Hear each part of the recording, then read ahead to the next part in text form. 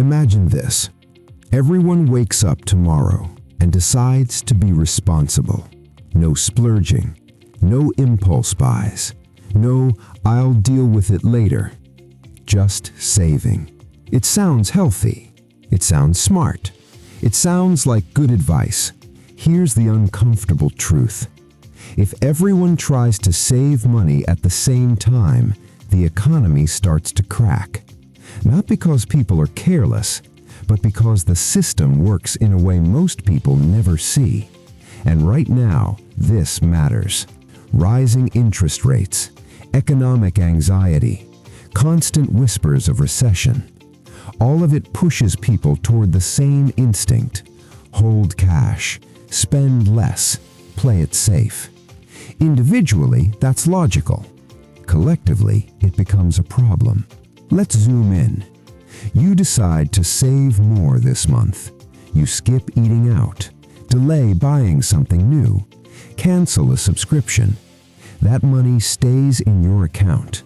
You feel secure, in control. Nothing breaks. Now zoom out. Millions of people do the same thing. Restaurants notice fewer customers. Stores see sales slow. Companies miss targets. At first, it's quiet.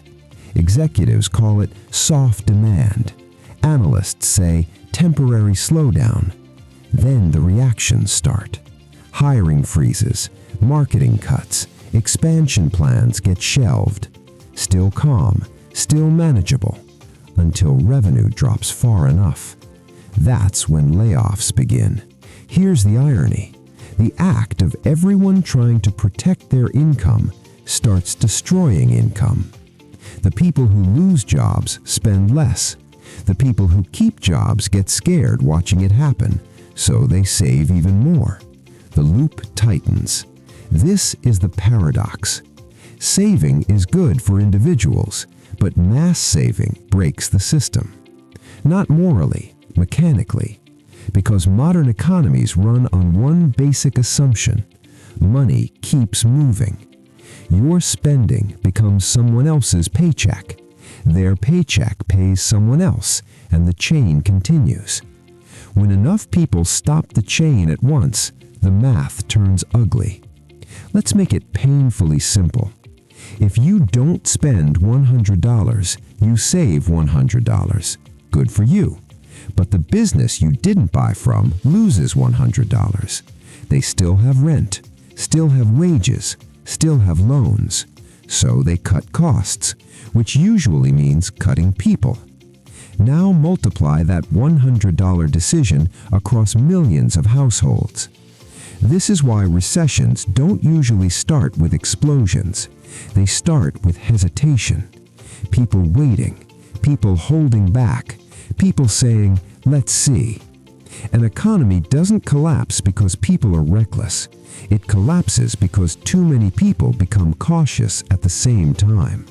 History proves this. During the Great Depression, people hoarded cash out of fear. Spending collapsed. Businesses failed. Unemployment exploded. Governments learned a brutal lesson.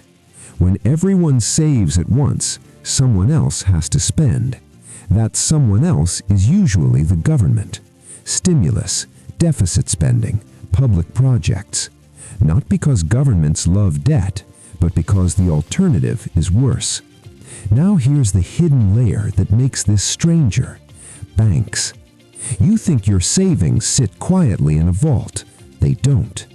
Banks use deposits to make loans, home loans, business loans, expansion capital. When fear rises, two things happen at once. People save more, banks lend less.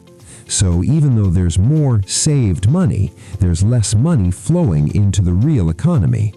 It's like water piling up behind a dam while everything downstream dries out. That's when central banks panic. They cut interest rates, they inject liquidity, they beg people to spend. Which sounds absurd. You're told your whole life to save responsibly. Then suddenly the system needs you to do the opposite. Spend, borrow, consume. This is where hype meets reality. The hype says saving is always good, debt is always bad.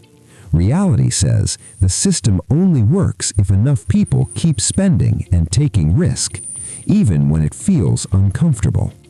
Zoom out one last time. When entire countries try to save together, it goes global. Trade slows, exports fall, debt becomes harder to pay, growth disappears. Fear spreads faster than optimism. And here's the final irony. The moment people feel safest saving the most is often the moment the economy needs spending the most. Not reckless spending, but movement. Because money isn't just wealth, it's motion. And when that motion stops, even for sensible reasons, everything starts to wobble. So here's the question. In a system that depends on people spending to survive, can everyone ever afford to be responsible at the same time?